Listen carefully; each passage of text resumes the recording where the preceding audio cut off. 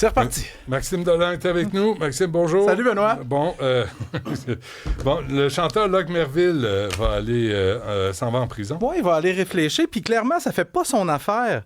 Parce que lui, il vient d'écoper d'une sentence de 2 ans d'emprisonnement pour agression sexuelle.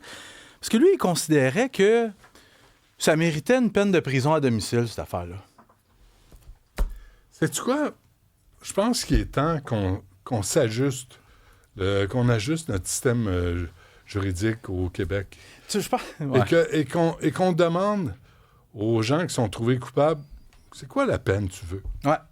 Ben, je pense que si la peine que tu demandes est tellement ridicule, on devrait t'en donner plus. Non? Non! Non. Si tu sens que t'as un ressenti de peine de 6 mois, par exemple, ou une peine à la maison, Ouais. on devrait ouvrir notre cœur et laisser... OK, c'est correct. Le crime qu'il a commis, Locke Merville, ça s'est produit en l'an 2000 à Rimouski. Il vient de donner un spectacle dans le cadre des festivités de la Saint-Jean-Baptiste. Après, il s'en va boire une coupe de verre au bar. Il rencontre une fille, très courte interaction avec elle. Et là, il va probablement mettre de la drogue dans son verre. Ce qu'on sait, c'est qu'il l'a droguée. Et très rapidement, la fille ne se sent pas bien. Et là, il offre. Il dit « Veux-tu que je te raccompagne? » Et elle pense qu'elle va le ramener chez elle. Non. Il ramène à la chambre d'hôtel. Et il va l'agresser sexuellement pendant qu'elle est inconsciente. Et pendant l'agression, elle se réveille. Elle lui dit d'arrêter. Et il va continuer à faire ce qu'il faisait. Lors du prononcé de la sentence, le juge a été clair. Il a dit « Personne au sein de la société n'est en droit d'utiliser les femmes comme des objets, de faire ce qu'ils veulent avec elles ou de traiter les femmes comme des morceaux de viande. » Mais pendant le procès, là, Locke Merville il a bien essayé de se défendre en disant « Il y a erreur, c'est la personne. C'est pas moi qui l'ai agressé, c'est un autre homme noir. C'est pas moi. » Locke Merville continue aujourd'hui même de penser que c'est un gros complot contre lui pour le faire porter le chapeau pour une agression qu'il n'a pas commise. C'est d'ailleurs cette attitude-là qui a fait dire au juge, je pense qu'avec cette attitude-là, mon cher M. Merville, on dirait qu'il y a des risques de récidive. Vous continuez de nier.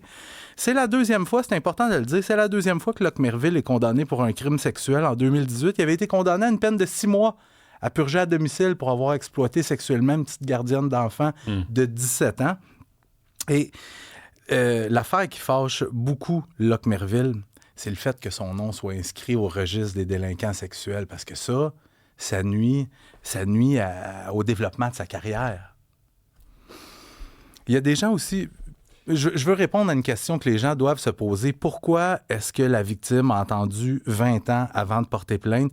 Puis c'est important que les gens comprennent que chaque victime d'agression sexuelle est différente. Ils vont pas réagir de la même façon. Il y en a qui vont jamais porter plainte. Il y en a qui vont porter plainte sur le coup. Dans le cas de cette femme-là, elle, ce qu'elle a raconté, c'est qu'à la suite de l'agression, elle s'est sentie sale et honteuse pendant longtemps.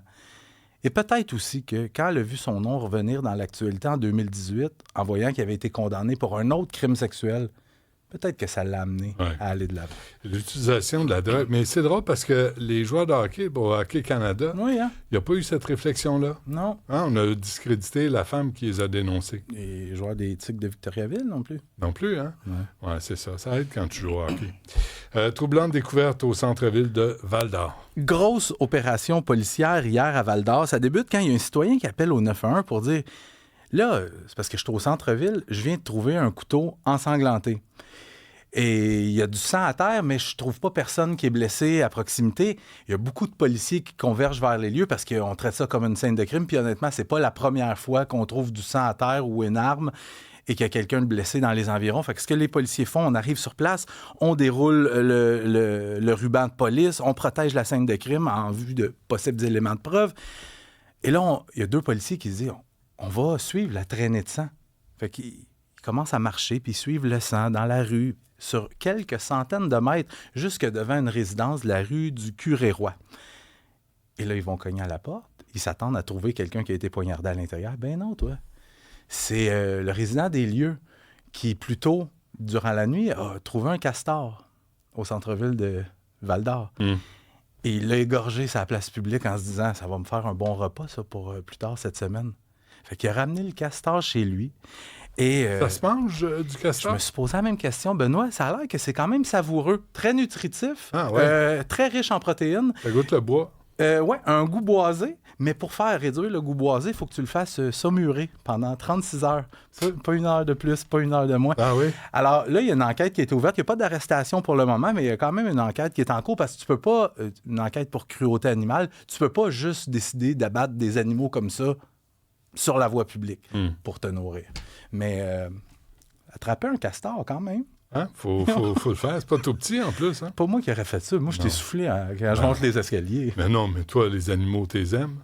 Non, il n'y aura jamais un animal qui va rentrer chez nous. Accusé d'avoir pratiqué un avortement, ça, c'est épouvantable. Ouais, avec des brochettes à barbecue. Je vous avertis pas en de partant, c'est une histoire qui lève le cœur, qui fait mal à entendre, mais je pense que c'est important de raconter certains événements qui se passent à Montréal parce que ça se passe pas dans d'autres pays, ça se passe ici chez nous. Il y a un homme de 47 ans, il s'appelle Kali Boyongo Ngunda, qui subit présentement son procès pour avoir pratiqué un avortement clandestin à l'aide de brochettes à barbecue. Tu sais, les longs pics en bois que tu t'enfiles le poulet dessus là, pour ton barbecue. Tout ça débute en janvier 2024 quand le frère de la victime appelle au 911 pour dire que sa sœur est victime de violences conjugales. Les policiers se rendent sur place, mais il y a une barrière linguistique parce que ce sont des gens qui viennent d'immigrer au Québec.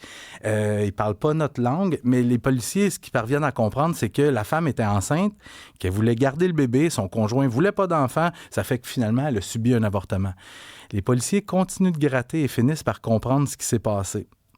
La femme est enceinte, elle veut garder le bébé, son conjoint veut pas et prend les moyens pour qu'elle se fasse avorter. Il appelle un de ses chums qui est tout sauf un médecin. Lui arrive là en se disant « Moi, te faire ça, moi, l'avortement. » Il étend une serviette sur le lit. Il dit à la femme « Couche-toi là-dessus, enlève tes sous-vêtements puis écarte les jambes. » Et là, muni d'une brochette à barbecue enroulée de coton, il enfonce ça dans le vagin de la victime pour aller faire son avortement clandestin. Puis une fois qu'il a terminé sa job, il va y insérer une seringue remplie d'eau pour la nettoyer. Je t'épargne les détails, là, mais cette femme-là a souffert le martyre et elle a eu des... Je veux pas aller trop loin, mais elle a subi vraiment le martyre. Et la victime a eu la présence d'esprit de tout documenter, l'évolution de son état avec des photos, puis elle se prenait en photo, elle, ses blessures, les serviettes hygiéniques qu'elle utilisait. Et il y en a qui se demandent sûrement pourquoi la victime n'est pas juste allée dans une clinique d'avortement ou à l'hôpital.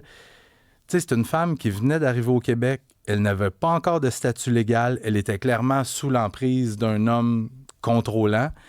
Je suis pas sûr qu'elle se sentait apte à utiliser nos services. Non, mais arrêtons de blâmer la victime. Non, c'est lui, ça. Là, lui, Kali, là, Ouais. Kali, là, qui utilise des baguettes, des brochettes à barbecue pour avorter une femme, c'est lui le dégueulasse. Ouais, là-dedans, absolument, là. absolument. Puis tu sais, C'est pas la femme là, qui subit ça. t'en as sûrement connu, j'en ai connu aussi, des femmes qui vont subir un avortement traditionnel. C'est une expérience extrêmement traumatisante pour elles. Un avortement traditionnel. Imagine maintenant cette femme-là, qui est clairement sous l'emprise d'un homme violent, contrôlant, qui se fait avorter avec une brochette à barbecue. Puis c'est important de mentionner que le conjoint de cette femme-là a été condamné l'année dernière à 8 ans d'emprisonnement pour avoir aidé ce faux médecin-là à pratiquer l'avortement clandestin. 8 ans d'emprisonnement. Et comme lui aussi n'est pas résident permanent, il a un statut... comment que je disais ça? Il n'a pas de statut légal. Lui aussi, au terme de sa sentence, devrait être expulsé du Canada. Parfait. Maxime Delan, merci. Salut!